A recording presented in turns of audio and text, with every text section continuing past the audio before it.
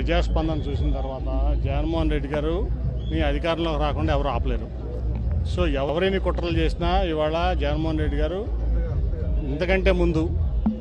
ఇంత ముందు కంటే కూడా ఎక్కువ సీట్లతో మళ్ళీ ప్రభుత్వాన్ని ఫామ్ చేయబోతున్నారు. దాంట్లో ఎటువంటి సందేహం లేదు.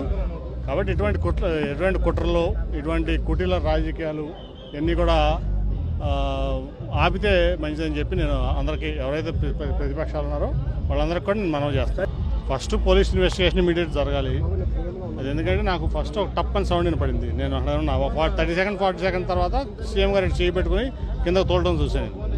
నేను ఇంకా ఇదైందనుకుంటే ఈ లోపు దెబ్బ వెళ్ళి పక్కనే వెల్లంపల్లి గారికి కూడా కంటికి చాలా తీవ్రమైన గాయమైంది. ఇవాళ ఇది చాలా తీవ్రమైన పరిణామం, మామూలు పరిణామం అట్లాగే ఉంది కదా. ఇప్పుడు నేను అనుకుంటా ఏంటంటే, ఇప్పుడు వివేకానంద స్కూల్ ఉంది పక్కన, టార్గెటెడ్గా చేయకపోతే అది జరగదు.